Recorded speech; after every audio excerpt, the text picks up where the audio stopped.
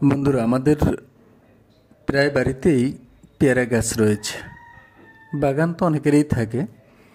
অনেক সময় দেখা যায় পেয়ারার পাতার নিচে সাদা তুলার মতো কিছু, সেটা আস্তে আস্তে কালো হয়ে যায়। এতে আমাদের ফল এবং পাতা দুটোই কালো হয়ে যায়, গুণগত মান নষ্ট হয়ে যায়। এটা আসলে কি? এটা হলো পেয়ারার সাদামাছি। আমি খুব কাছ থেকে সাদামাছিকে আপনাদের দেখাবো। এটা কি করে? এটা পাতার নিচে বসে পাতার রস চুষে খায়। এতে গাছের পুষ্টিগুণ নষ্ট হয়, পুষ্টিগুণ কমে যাওয়ায় গাছ আস্তে আস্তে দুর্বল হয়ে পড়ে। সে শুধু রস খেয়ে থেমে থাকে না, সে এখানে এক ধরনের রসালো পদার্থ ত্যাগ করে, যেটাকে বলা হয় হানিডিউ।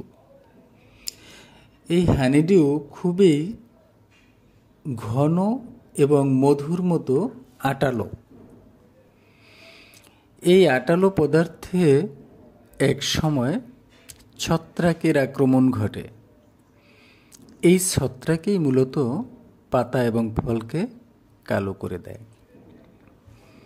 এটা কিভাবে দমন করবেন? এটা দমনের সহজ একটা উপায় হলো সাবান পানি।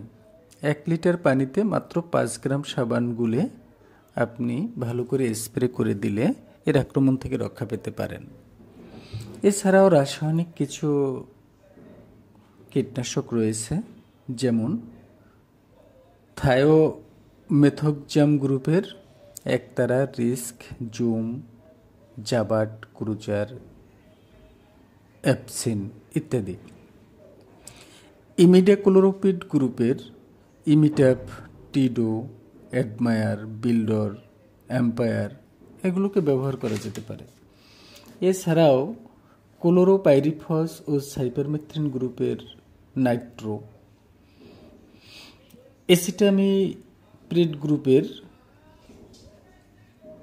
ছিনলিপ, তুন্ড্রা, রেজিম, মানিক, চন্দ্র এরকম বিভিন্ন রকমের কীটনাশক ব্যবহার করেও আপনি প্রতিকার পেতে পারেন। ধন্যবাদ সবাইকে।